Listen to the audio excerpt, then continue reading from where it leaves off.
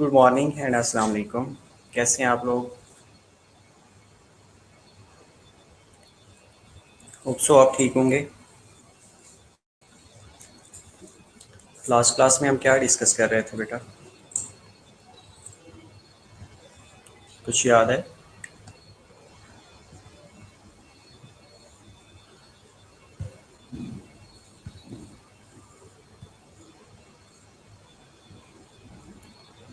Okay, well, good.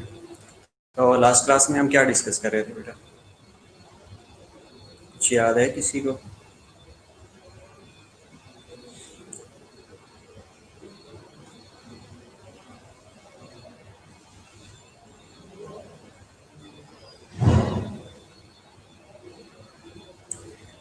Okay, हमने cortisol के बारे में डिस्कस किया था, एल्डोस्टेरोन के बारे में डिस्कस किया था। किसी को याद है? एक हमने डायग्राम भी देखी थी। तो एक शॉर्ट सा रिव्यू ले लेते हैं। आप लोग ये बताएं कि इंटीरियर पिट्यूटरी के हार्मोन कितने हैं और उनके नेम क्या क्या हैं। एग्जैक्टली बेटा, आज पेंक्रियाटिक आइलेट्स हमने डिस्कस अगेन करना है। लास्ट हमने जस्ट ये डिस्कस किया था कि जो पेंक्रियाज है consist of two types of tissue या टू टाइप्स ऑफ सेल्स होती हैं। आज हम उनको मज़ीद डिटेल में डिस्कस करने वाले हैं। अब सिर्फ ये बता दें कि इंटीरियर पिट्यूटरी के हार्मोन के नेम क्या क्या हैं। इंटीरियर पिट्यूटरी से कौन कौन से हार्मोन रिलीज होते हैं।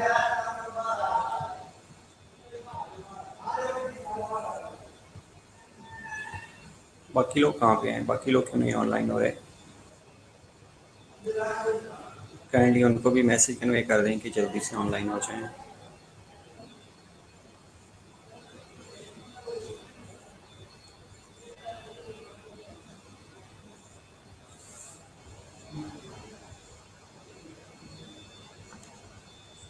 Okay, only 12 students are here.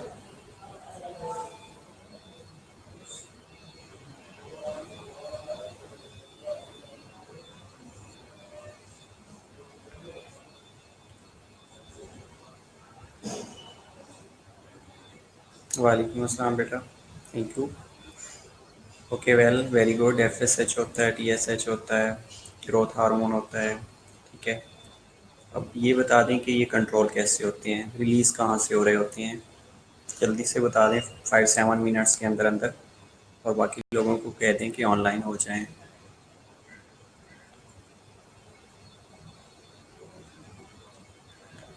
Okay, interior pituitary के हार्मोन कहाँ से रिलीज़ होते हैं बेटा?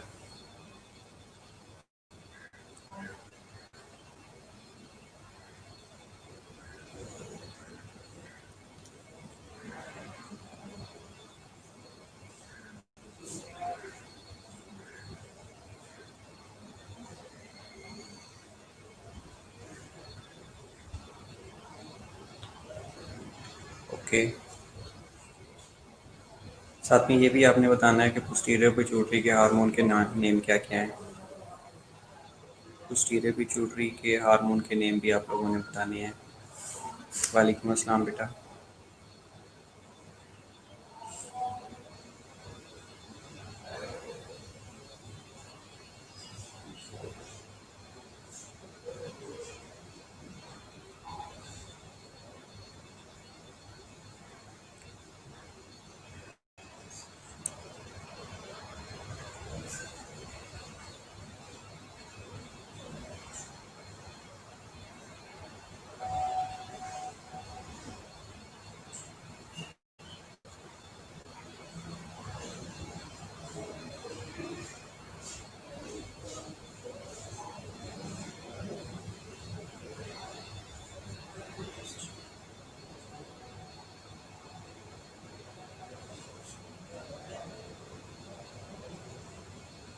ओके बेटा, आपका लिंक ओपन नहीं हो रहा।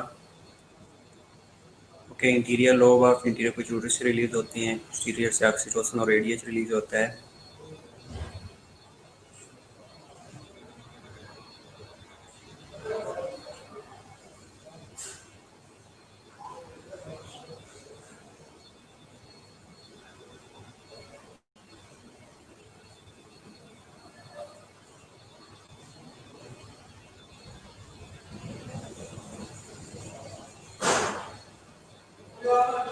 ओके वेल, वेजोप्रेसन है, वेजो ओके वेल, ऑक्सीटोसिन और एडीएच है। एडीएच को वेजोप्रेसन क्यों कहते हैं? एडीएच को वेजोप्रेसन क्यों कहा जाता है बेटा?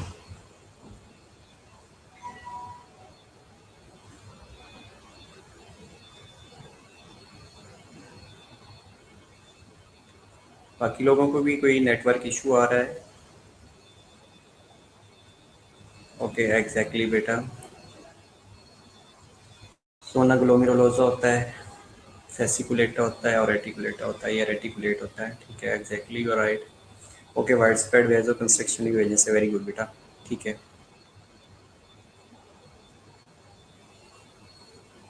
ओके, वेजो कंस्ट्रक्शन करवाता है, वेरी गुड। ठीक है, ओके, तो ये जोन्स होते हैं जहाँ से ये रिलीज़ हो रहे होते हैं। ये तो ग्लूकोकॉर्टिकॉइड्स या मिनरलोकॉर्टिकॉइड्स या एंड्रोजन्स की बात कर रहे थे आप लोग। Okay well, it's enough, more than enough कि आप लोगों को इतनी समझ आ गई है। That's very good effort. Okay, तो जो एडीएच है, एडीएच पॉजिटिव फीडबैक मैकेनिज्म से कंट्रोल होता है या नेगेटिव फीडबैक मैकेनिज्म से कंट्रोल होता है?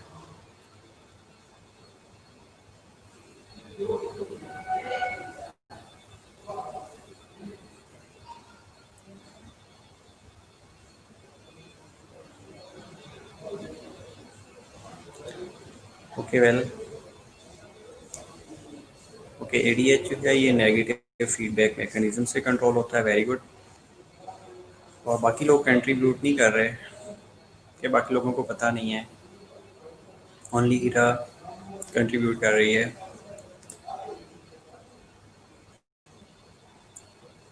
ओके,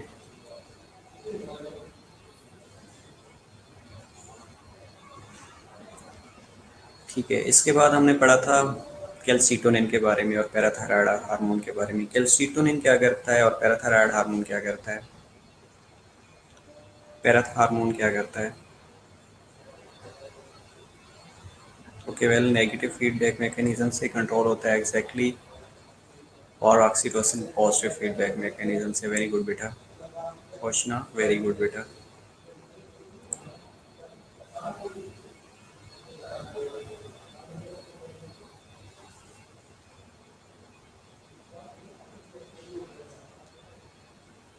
वेरी गुड, एंटागोनिस्ट काम करते हैं, वेरी गुड। लेकिन करते क्या है बेटा? किस चीज़ को एंटागोनाइज करते हैं, ये किस चीज़ को कंट्रोल कर रहे होते हैं?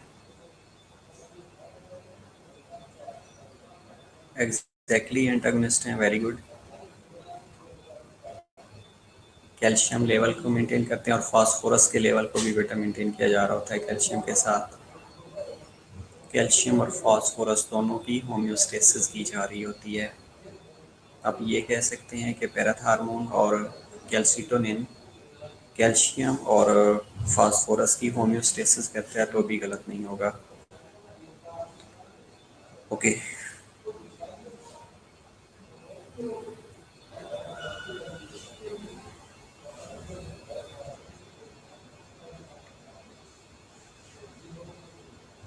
ओके वेल, इसके अलावा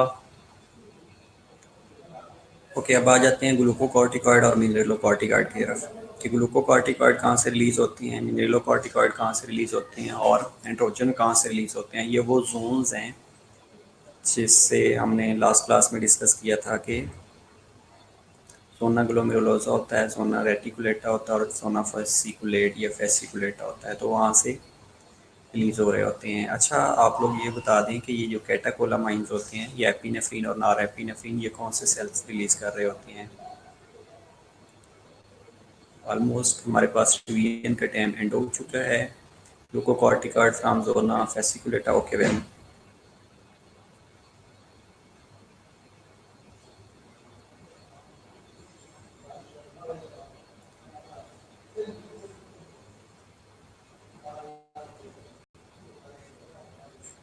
वेरी गुड बेटा। क्रीम ऑफ इन सेल्स होते हैं। बेटा आवाज़ नहीं आ रही? आवाज़ आपकी सिग्नल का कोई इशू होगा, इसलिए आवाज़ नहीं आ रही होगी, बाकी लोगों को आवाज़ आ रही है। ठीक है, ओके, तो लास्ट हमने ये भी डिस्कस किया था कि अगर कैटाकोलामाइन रिलीज़ हो जाते हैं और साथ में सिंपैथेटिक नर्वस सिस्टम एक्टिवेशन हो जाती है, तो इन दोनों का सेम इफेक्ट होता है। Chromaffin like cells release epinephrine. Okay, well well very good बेटा। ठीक है, तो इन दोनों का इफेक्ट सेम होता है, जो कि हम लास्ट डायग्राम में भी हमने डिस्कस किया था। हार्ट रेट को बढ़ा रहे होते हैं, स्ट्रोक वॉल्यूम को बढ़ा रहे होते हैं, फाइट और फ्लाइट मोड एक्टिवेट कर रहे होते हैं। तो ये सारी चीज़ें कब रिलीज़ होंगी? जब कोई थ्रेटनिंग कंडीशन होएगी या कोई स्ट्रेसफुल कंडीशन होएगी। अब ये स्ट्रेसफुल कंडीशन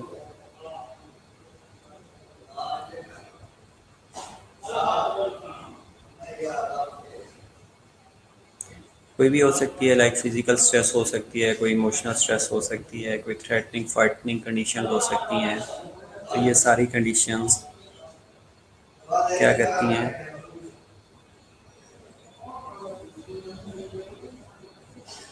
एक तो कार्टिसोल को रिलीज़ करती हैं, साथ में कैटेकोलामाइंस को रिलीज़ करती हैं, और तीसरी चीज़ आपका सिम्पैथेटिक नर्वस सिस्टम की एक्टिवेशन हो जाती है।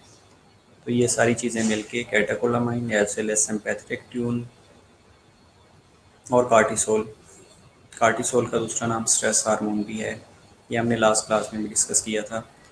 तो ये सारी चीज़ें मिलके जो बॉडी के सिस्टम है उनको ओवरकम कर रही होती हैं, उनको नॉर्मलाइज या होम्योस्टैटिक पॉइंट की तरफ लेके आ रही होती हैं। ओके, वेरी गुड बेटा। जोन आप लोगों ने बता दिए हैं, जोना फेसिकुलेटा, रेटिकुलेटा।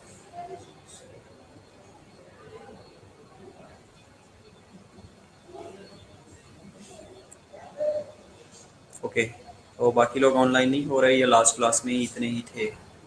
अभी 22 हैं। Should we start with the pancreatic islets?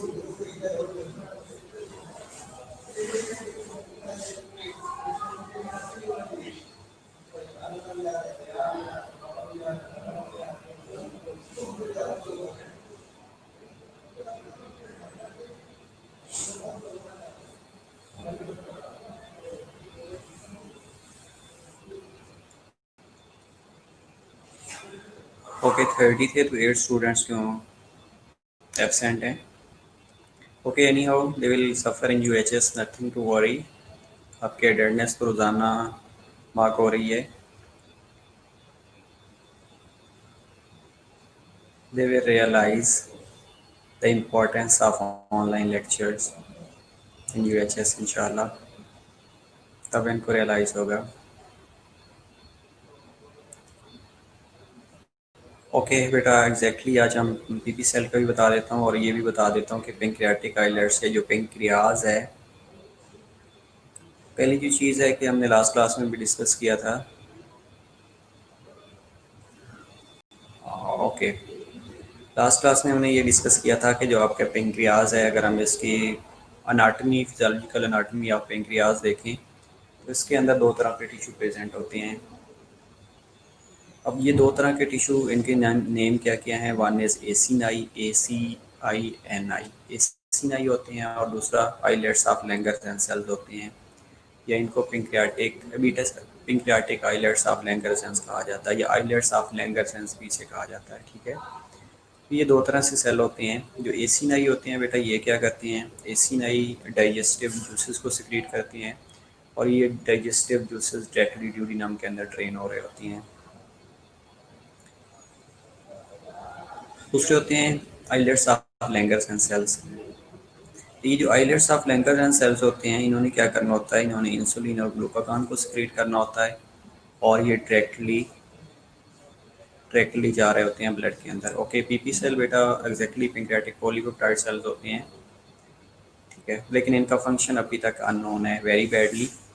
ये गाइटन में मेंशन किया हुआ है, शायद आपकी बुक में, ये रोसन विल्सन में तो नहीं है, लेकिन गाइटन में मेंशन किया हुआ है कि इनका जो फंक्शन है स्टिल अननोन है।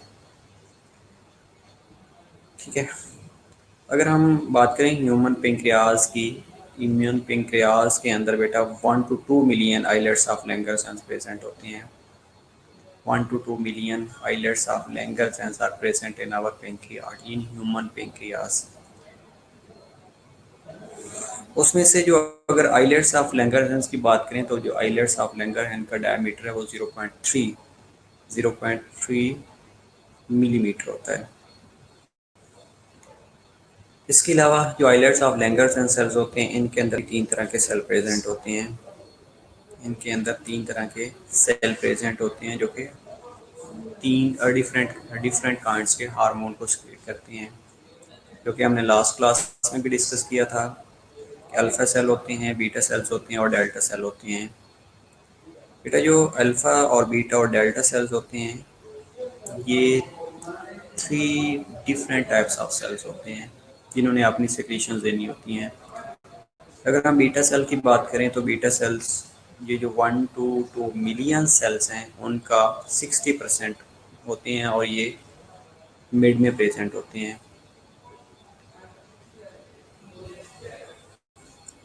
और जो बीटा सेल्स हैं, ये सिक्रीट क्या क्या करते हैं बेटा? ये 2 तरह की सिक्रीशन देते हैं, one is insulin, other one is amylin. Insulin और अमाइलिन सिक्रीट हो रहे होते हैं बीटा सेल से। दूसरे होते हैं डेल्टा सेल। डेल्टा सेल बेटा जो होते हैं, ये ओनली 10% होते हैं, लेकिन सोमेटोस्टेटन सिक्रीट करते हैं। और तीसरी किस्म के जो सेल्स होते हैं, that are alpha cells. Alpha cell जो होते हैं, ये बेटा 15% of total 1 to 2 million cells होते हैं और इन्होंने ग्लूकागॉन को सिक्रीट करना होता है। ये 3 तरह के सेल हमने लास्ट क्लास में भी डिस्कस किए थे, राइट। और चौथी जो टाइप्स होती है, उनको पीपी सेल्स कहा जाता है, लेकिन ये ओनली 5% होते हैं। बुक के अंदर मेंशन है कि लेस अमाउंट में प्रेजेंट होते हैं और ये पेंक्रियाटिक पॉलीपेप्टाइड सिक्रीट कर रहे होती हैं, इसलिए इनको कोई पीपी सेल भी कहा जाता है। अब जो इंसुलिन और ग्लूकागॉन है, इसका रिलेशन आपको समझना बहुत इंपॉर्टेंट है कि इंसुलिन और ग्लूकागॉन कब रिलीज होता है। पहली तो चीज़ है कि इंसुलिन आप लोगों को पता चल गया कि रिलीज कहाँ से होती है। अगर हम इंसुलिन की बात करें तो आप क्या लगता है कि इंसुलिन कहाँ से रिलीज होती है? अभी हमने डिस्कस भी किया है कि इंसुलिन कौन से सेल होते हैं जो रिलीज कर रहे होते हैं।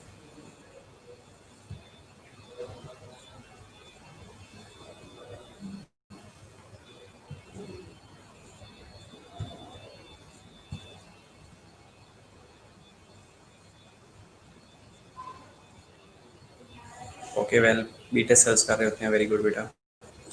अच्छा, अब ये एक चीज़ माइंड में रख लीजिएगा कि ये इनके डिफरेंट फंक्शंस भी हम डिस्कस करने वाले हैं। बीटा सेल से रिलीज़ होती है, कब रिलीज़ होएगी ये हम एक शॉर्ट सा रिव्यू में आप लोगों को दे देता हूँ। आप लोगों के लिए मुश्किल नहीं होगा। बहुत कट रही है बेटा, आप अपना पेज को रिफ़्रेश करके देख लें। मैं भी पेज को रिफ़्रेश कर लेता हूँ बेटा। होप सो की आवाज़ नहीं कटेगी अब। Okay,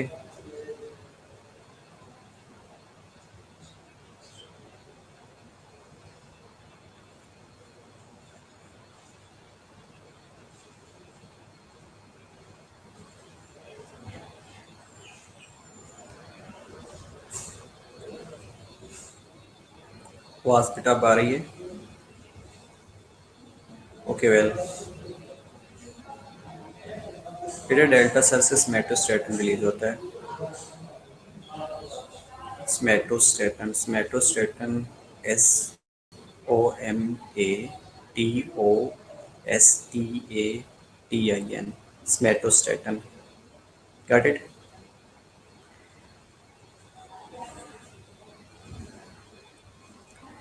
okay, so we should talk about the insulin के इंसुलिन कब रिलीज होएगी। पहली कंडीशन तो ये है कि जब आपने खाना खाते हैं। जैसे ही आप खाना खाते हैं, खाना खाने के रिजल्ट में आपकी बॉडी के अंदर ब्लड ग्लूकोज का लेवल इंक्रीज होना शुरू हो जाता है। अब ब्लड ग्लूकोज की अगर हम बात करें तो नॉर्मल ब्लड ग्लूकोज कितना होता है? आपकी बुक रोसन विल्सन के अंदर बेटा मेंशन है कि 63 से लेके 144 mg/100 ml होता है। ये 2 तरह से होता है, वन इज फास्टिंग होता है, अदर वन इज रैंडम होता है। फास्टिंग में बेटा ये 80 to 110 होता है, 70 to भी 110 भी मेंशन किया हुआ है। और रैंडम में 110 से लेके 170, 180, 190, लेस देन 200 भी मेंशन किया हुआ है। ठीक है, तो जब आप खाना खाते हैं, खाना खाने के रिजल्ट में क्या होता है कि आपकी बॉडी के अंदर ब्लड ग्लूकोज का लेवल इंक्रीज होना शुरू हो जाता है। अब जो नॉर्मल होम्योस्टेटिक सेट पॉइंट है वो हमारे पास कितना है, वो 64 से लेके 144 mg पर 100 ml है। अब ये बात आपने बड़े गौर से सुननी है कि ये इंसुलिन कैसे रिलीज़ होएगी और ग्लूकागान कैसे रिलीज़ होएगा और ये काम क्या करती हैं। ये जस्ट एक ओवरव्यू आप लोगों को मैं दे रहा हूँ। ओके बेटा, जैसे ही आपने खाना खाया तो नॉर्मल जो ग्लूकोज ब्लड ग्लूकोज लेवल होता है अकॉर्डिंग टू रोसन विल्सन, उसमें ये लिखा हुआ है बेटा 63 से लेके 144 mg पर 100 ml। ये होम्योस्टेटिक सेट पॉइंट है ग्लूकोज का। दो तरह से होता है, one is random, other one is fasting.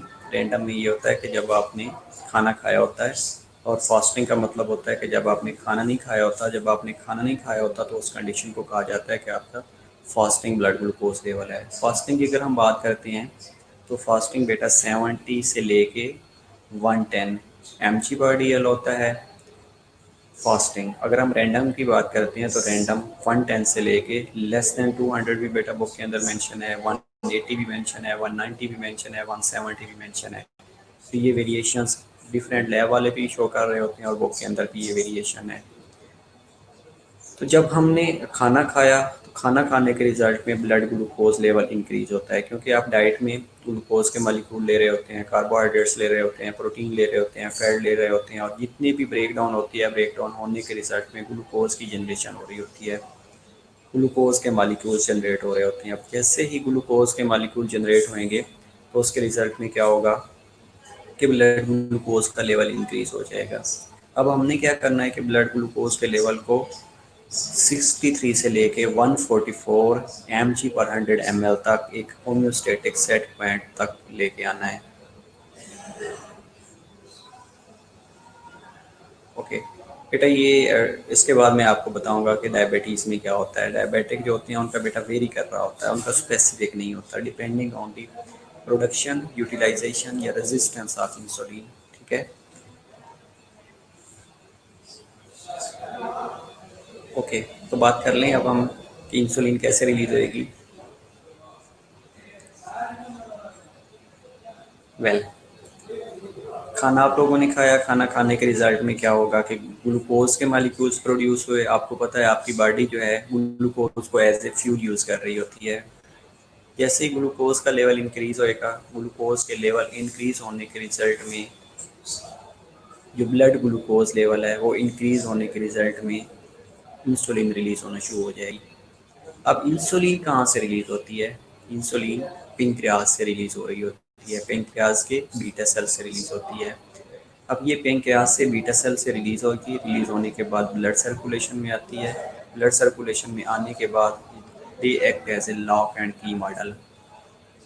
इसके रिसेप्टर्स होते हैं, ग्लूकोज ट्रांसपोर्टर्स होते हैं, चैनल्स होते हैं, उनके साथ अटैच होती है आके। और ओके, ग्लूको इंसुलिन क्या करती है, उन चैनल्स के साथ आके अटैच होती है। अटैच होने के बाद क्या होता है कि वो ग्लूकोज के मालिक्यूल्स जो कि ब्लड के अंदर फिर रहे होते हैं उनको सेल के अंदर भेज देती है। अगर नॉर्मली इंसुलिन रिलीज नहीं होएगी तो ये ग्लूकोज के मालिक्यूल सेल के अंदर नहीं जाएंगे, सेल की आउटसाइड ये सेल मेम्ब्रेन के साथ अटैच होकर रह जाएंगे। इंसुलिन रिलीज हुई, इंसुलिन ने क्या किया कि ग्लूकोज के मालिक्यूल्स को सेल के अंदर भेजना शुरू कर दिया। अब जैसे ही ग्लूकोज के मालिक्यूल सेल के अंदर जाते हैं तो जो ब्लड ग्लूकोज का लेवल है वो नॉर्मलाइज होना शुरू हो जाता है। ब्लड के अंदर जो इंसुलिन जो ब्लड के अंदर ग्लूकोज फिर रही होती है उसको सेल के अंदर भेजने के बाद एक होम्योस्टेटिक सेट पॉइंट अचीव होना शुरू हो जाता है। That homeostatic set point is 64 या 63 से लेके 144 mg पर 100 ml है। अब इंसुलिन रिलीज हुई, इंसुलिन ने क्या किया कि ग्लूकोज के मालिक्यूल्स जितने भी फिर रहे थे उनको सेल के अंदर भेज दिया। दूसरा क्या किया कि सेल जो ग्लूकोज थी उसको लीवर के अंदर और स्केलेटल मसल के अंदर एज ए ग्लाइकोजन स्टोर कर दिया। इसके अलावा तीसरा काम इसने ये किया कि जो ग्लूकोज ग्लाइकोजन ग्लूकोनियोजेनेसिस को इनहिबिट कर दिया। ग्लूकोनियोजेनेसिस ये होती है कि ग्लूकोज के मालिक्यूल की formation other than carbohydrate source. ये कब होएगी? जब आपने खाना नहीं खाया। तो यहाँ तक क्या समझ आई आपको कि जैसे ही ब्लड ग्लूकोज का लेवल इंक्रीज होएगा इंसुलिन रिलीज होएगी। इंसुलिन पेंक्रियाज के बीटा सेल से रिलीज होती है। रिलीज होने के बाद ये आके सेल मेम्ब्रेन के ऊपर रिसेप्टर्स पड़े होते हैं, GLU2 होते हैं, 3 होते हैं, 4 रिसेप्टर्स होते हैं, उनके साथ आके अटैच होएगी। अटैच होने के बाद ग्लूकोज के मालिक्यूल्स को इनसाइड द सेल भेजना शुरू कर देगी। और जो एक्सेसिव अमाउंट ऑफ ग्लूकोज है, एक्सेसिव अमाउंट ऑफ ग्लूकोज को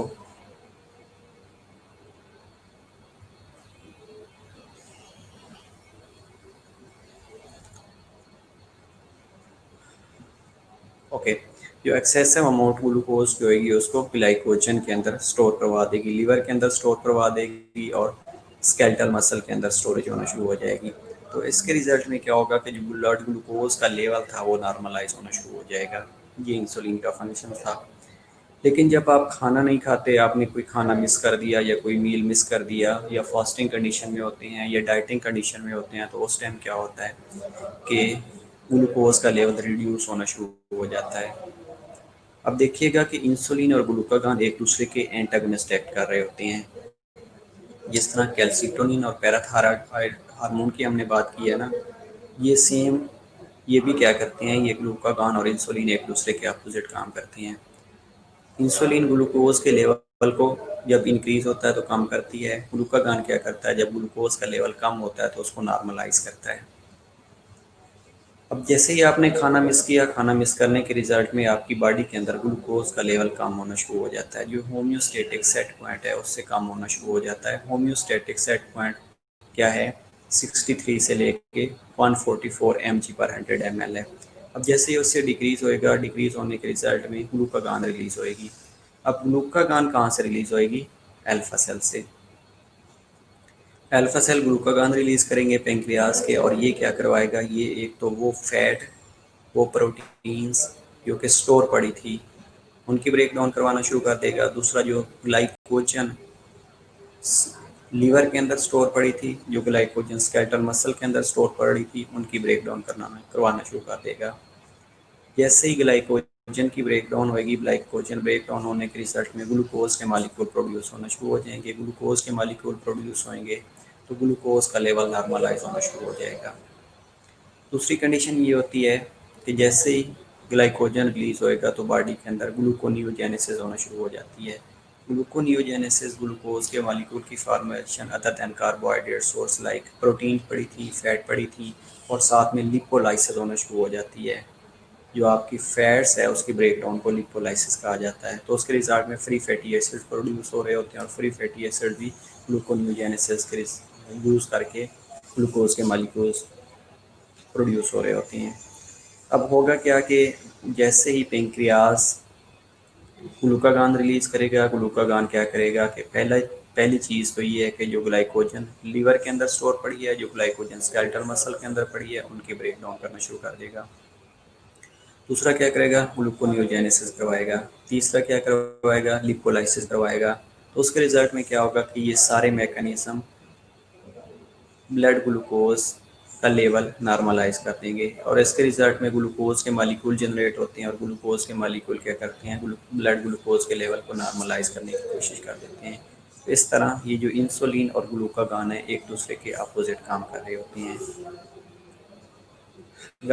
एक शॉर्ट सा रिव्यू था जो कि मेरा ख्याल है आप लोगों को समझ आ गई। अच्छा बेटा, आपका क्वेश्चन ये था कि जो डायबिटीज़ होती है ना, उसमें या तो इंसुलिन रिलीज़ नहीं हो रही होती या सफिशेंट अमाउंट में रिलीज़ नहीं होती। तीसरी कंडीशन है ये इंसुलिन रेजिस्टेंस होना शुरू हो जाती है। तो उस कंडीशन में जो ब्लड ग्लूकोज लेवल है वो वेरी कर रहा होता है, उसमें कोई स्पेसिफिक हमें वैल्यू नहीं मिल रही होती। इसलिए उनके लिए रिकमेंडेशन होती है कि रिपीटेडली वो ब्लड ग्लूकोज के लेवल को चेक करवाते रहें। अगर ज़्यादा आता है तो हो सकता है कि वो oral hypoglycaemic agents like medication से कंट्रोल कर रहे हैं या इंसुलिन से कंट्रोल कर रहे हैं, तो उनको अकॉर्डिंगली अपने ब्लड ग्लूकोज लेवल के अकॉर्डिंगली या तो मेडिकेशंस पे डाल दिया जाता है या इंसुलिन पे डाल दिया जाता है, depending on the type of diabetes mellitus. के टाइप 1 डायबिटीज़ मेलाइटस है, ये टाइप 2 डायबिटीज़ मेलाइटस है। ठीक है,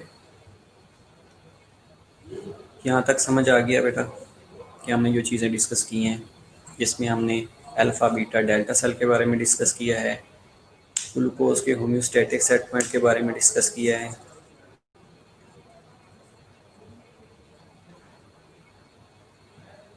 और बेटा जो इंसुलिन होती है ना, ये ब्लड से सेल के अंदर ग्लूकोज को भेजती है, लेकिन जो ग्लूकागॉन होती है ना, ये सेल के अंदर ग्लूकोज के लेवल को मेंटेन कर रही होती है by certain process, like lipolysis है, ग्लूकोनियोजेनेसिस है, या जो ग्लाइकोजन स्टोर पड़ी है उसकी ब्रेक डाउन करके। आप यू कैन नेवर से कि जो ग्लाइकोजन है ये ब्लड में रिटर्न ग्लूकोज करती है, तो ऐसा बेटा नहीं होता। बेसिकली सेल के अंदर ग्लूकोज के लेवल को मेंटेन करना होता है, सेल के अंदर होम्योस्टेटिक सेट पॉइंट को अचीव करवाना होता है। बेटा एग्जैक्टली उनकी स्ट्रेस में इसलिए इंक्रीज होती है क्योंकि कार्टिसोल रिलीज हो रहा होता है स्ट्रेस कंडीशन में, और कार्टिसोल ग्लूकोनियोजेनेसिस करवाता है, ग्लूकोज के मालिक्यूल बनाता रहता है, और ग्लूकोज के मालिक्यूल जितने ज़्यादा होंगे, इंसुलिन तो ऑलरेडी उनके रिलीज ही नहीं हो रही होती है, इसलिए तो उनको डायबिटीज़ होती है। ये इंसुलिन के जो रिसेप्टर्स होते हैं वो बाइंड हो चुके होते हैं, तो इसलिए उनका स्ट्रेस की वजह से भी ग्लूकोज का लेवल इंक्रीज हो जाता है। Definitely you are right.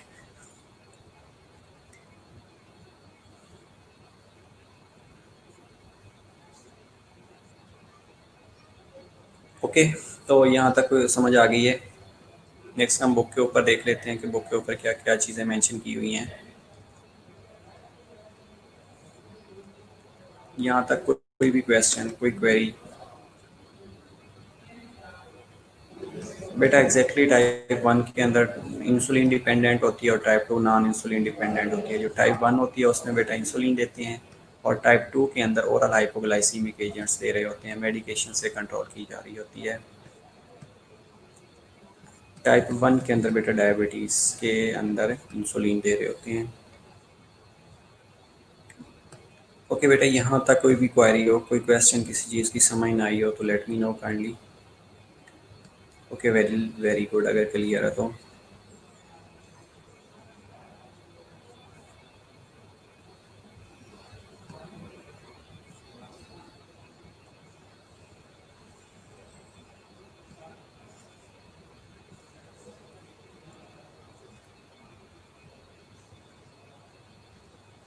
बेटा सेल के अंदर भी ग्लूकोज के लेवल को मेंटेन करता है और ब्लड के अंदर भी लेवल को मेंटेन करता है।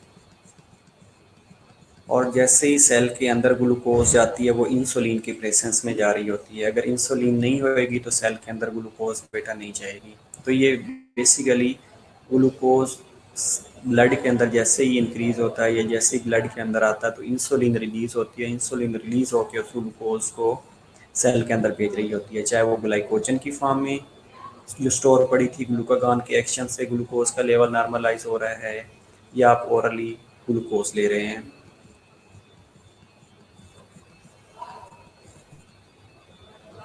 बेटा ये जो डायबिटीज़ होती है ना, इसकी दो टाइप्स होती हैं। एक में बीटा सेल होते ही नहीं है, उसमें इंसुलिन रिलीज़ ही नहीं होती।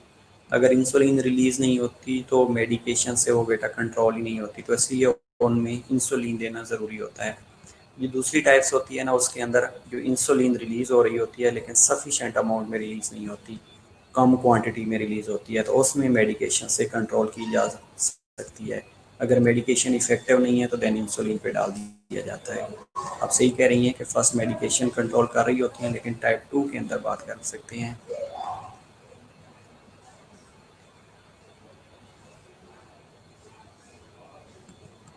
नो बेटा, इंसुलिन रिड्यूस करने का ये मतलब है कि नॉर्मलाइज करना। जैसे ही ब्लड ग्लूकोज लेवल इंक्रीज होता है, ब्लड ग्लूकोज लेवल जैसे ही इंक्रीज होएगा तो इसने क्या करना है, इसने एक स्टैटिक सेट पॉइंट की तरफ लेके आना है, होम्योस्टैटिक सेट पॉइंट की तरफ लेके आना है।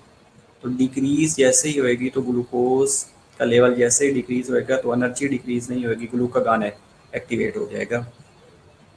और ग्लूकागॉन क्या करेगा, ग्लूकोज के लेवल को अगेन नॉर्मलाइज कर देगा। अब बेसिकली आपकी जो एनर्जी है वो एटीपी की फॉर्म में है, और ग्लूकोज एंड प्रोडक्ट क्या है, एटीपी प्रोडक्शन हो रही होती है। फ्यूल बना के, फ्यूल यूज़ करके एटीपी की प्रोडक्शन हो रही होती है।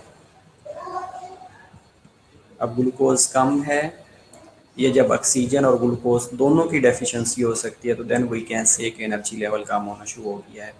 तो अब एटीपी कम होएगी, एटीपी कम होएगी तो उसके रिजल्ट में क्या होगा कि आपकी बॉडी के अंदर फटीग की कंडीशन होना शुरू हो जाएगी। ओके, इसके अलावा और कोई क्वेरी हो बेटा?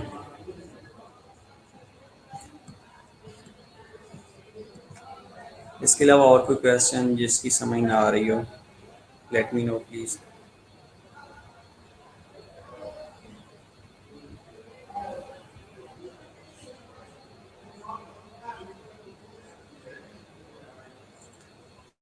ओके, अगर हम आपकी बुक से रोशन विल्सन से देख लें तो उसमें बेटा ये लिखा हुआ है कि जो पेंक्रियाटिक आइलेट्स होती हैं, एग्जैक्टली बेटा ऑक्सीजन डेप्थ जिसे कहते हैं, उसमें ऑक्सीजन और ग्लूकोज दोनों की डेफिशिएंसी हो जाती है। एग्जैक्टली और राइट मेरा बेटा। ओके, अब बात कर लेते हैं पेंक्रियाज की। तो पेंक्रियाज की मैंने ऑलरेडी आपको बता दिया है। अब 3 टाइप्स ऑफ सेल्स होते हैं जिनको पेंक्रियाटिक आइलेट्स भी कहा जाता है या आइलेट्स ऑफ लैंगरहैंस सेल्स भी कहा जाता है, राइट। अल्फा सेल्स होती हैं जिन्होंने ग्लूकागॉन को सिक्रीट करना होता है। बीटा सेल में इंसुलिन और अमाइलिन सिक्रीट करना होता है। और तीसरा डेल्टा सेल्स होते हैं जो कि सोमेटोस्टेटिन को सिक्रीट कर रहे होते हैं। ओके, इसके अलावा बेटा जो नॉर्मल ब्लड ग्लूकोज लेवल होता है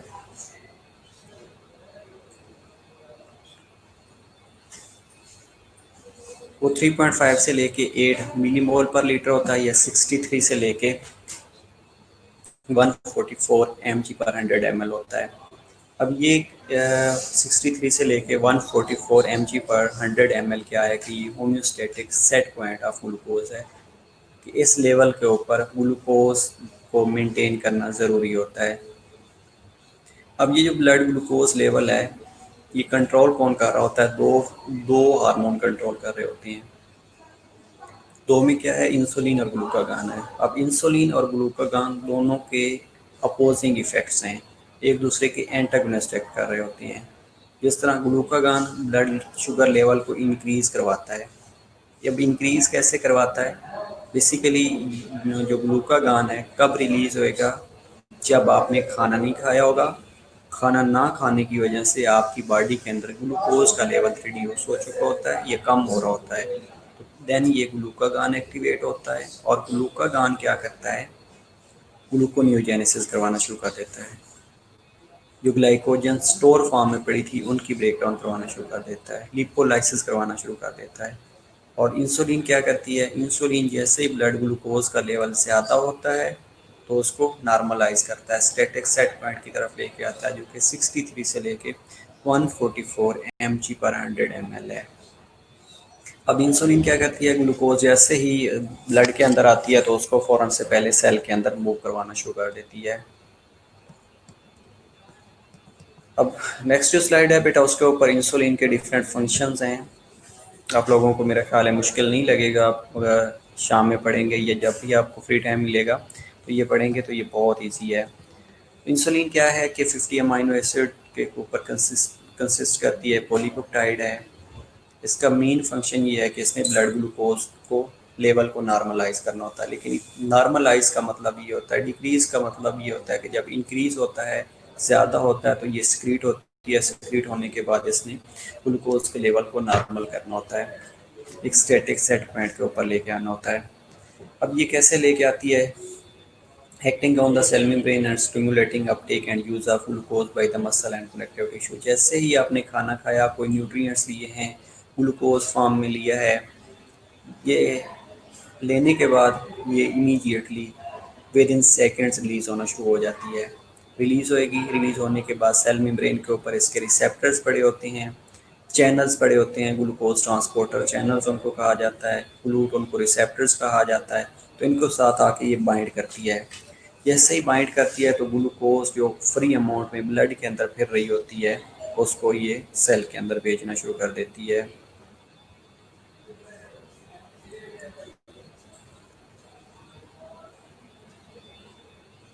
एग्जैक्टली बेटा कह सकते हैं कि ग्लूकागॉन ग्लूकोनियोजेनेसिस को प्रमोट करता है और इंसुलिन इनहिबिट कर रही होती है। वेरी गुड, एग्जैक्टली बेटा सही होता है। ठीक है, दूसरा काम ये होता है कि increasing conversion of glucose to glycogen. अब जो ग्लूकोज फ्री फॉर्म में फिर रही होती है उसको इसने लीवर और स्केलेटल मसल में एज ए ग्लाइकोजन स्टोर करवा देना होता है। उस प्रोसेस को ग्लूकोजिनेसिस कहा जाता है, ग्लाइकोजिनेसिस कहा जाता है कि ग्लूकोज का ग्लाइकोजन की फॉर्म में कन्वर्ट करके स्टोर करने के प्रोसेस को ग्लूकोजेनेसिस कहा जाता है। तीसरा काम ये करेगी कि accelerating uptake of amino acid by the cell and synthesis of protein. इसके अलावा आपने अमाइनो एसिड की फॉर्म में कोई चीज़ ली है तो ये प्रोटीन की सिंथेसिस में हेल्प आउट करवाएगी और प्रोटीन की फॉर्म में, ये फैट की फॉर्म में उसको स्टोर करवाना शुरू कर देगी। और फैट जब स्टोर हो रहे होते हैं in the form in the adipose tissue तो उसको लिपोजेनेसिस कहा जाता है।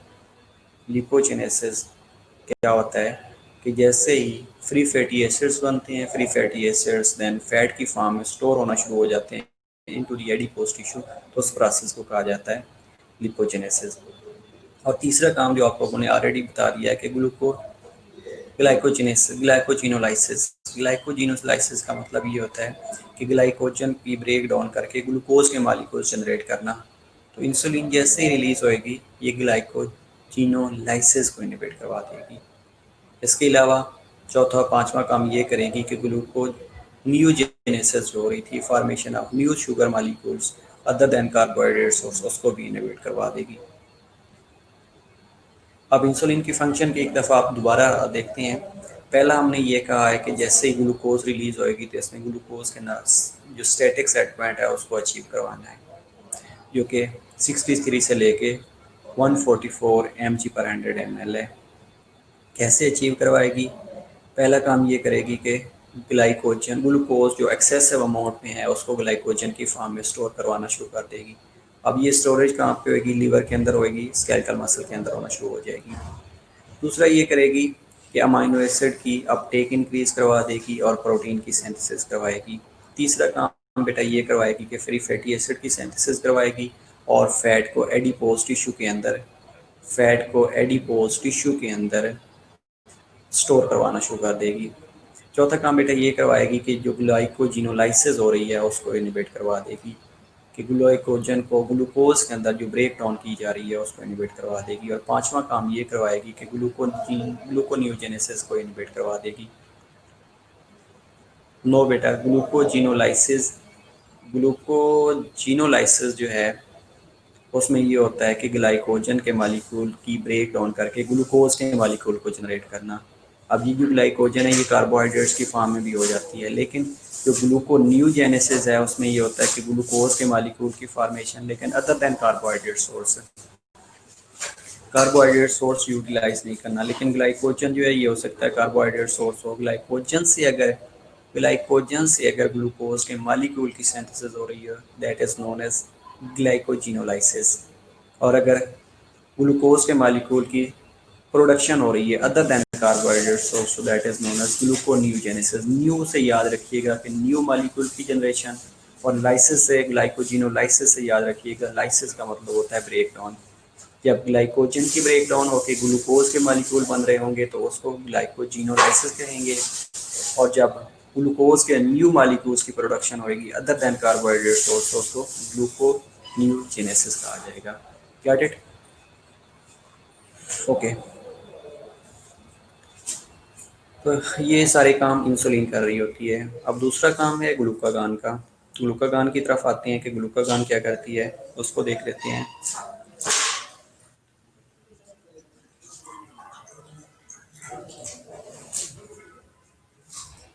अब जो इंसुलिन काम करेगी इसके अपोजिंग जो फैक्टर्स हैं वो सारे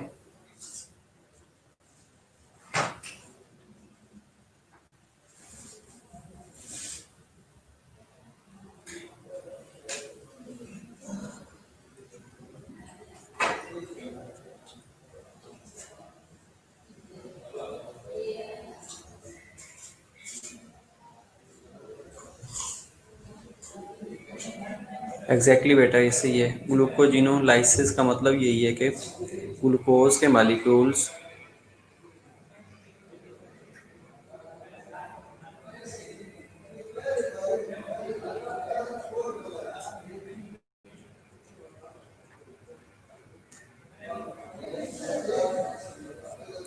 ग्लूकोज मालिक्यूल की जनरेशन लेकिन ग्लाइकोजन से, उसको ग्लूकोजिनोलाइसिस कहा जाता है। एग्जैक्टली।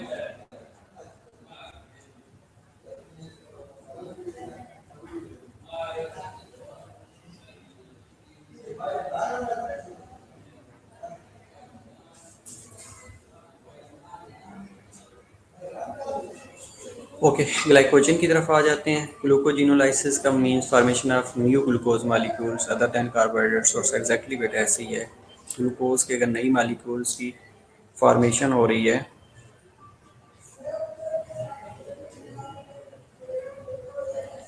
तो उसको ग्लूकोन्यूजेनेसिस कहा जाता है। वेरी गुड, ठीक है बेटा, ब्रेक लेनी है। ओके, ब्रेक ले लें, उसके बाद हम ग्लूकागॉन को डिस्कस करते हैं और देन हमने आज स्किन के फंक्शंस के बारे में भी डिस्कस करना है, ठीक है। ओके, 5 to 10 मिनट्स, 10 मिनट्स रहते हैं, 9 मिनट्स रहते हैं। ओके, 9 मिनट्स की ब्रेक ले लें और उसके बाद इंशाल्लाह हम at 12 PM will be back. Okay, well बेटा, जैसे स्टैटिक सेट पॉइंट अचीव हो जाएगा तो मैसेज आएगा that is control by negative feedback mechanism. कि एक स्टैटिक सेट पॉइंट है तो अल्टीमेटली जो बीटा सेल्स हैं वो इंसुलिन को सिक्रीट करना ही ख़त्म कर देंगे। ओके, इंजॉय कर लें बेटा, न्यू लिंक से बेटा ओपन कर लेंगे। ओके, सी यू इंशाल्लाह एट 12 PM। अभी और इसको भी पढ़ लीजिएगा चाय के साथ, ये भी एक दफ़ा रिवाइज कर लीजिए कि हमने इंसुलिन के बारे में पढ़ा है, अल्फा और बीटा सेल्स के बारे में भी पढ़ा है, ठीक है बेटा। आपका ओपन हो जाएगा इंशाल्लाह new link. Okay, see you इंशाल्लाह एट 12 PM।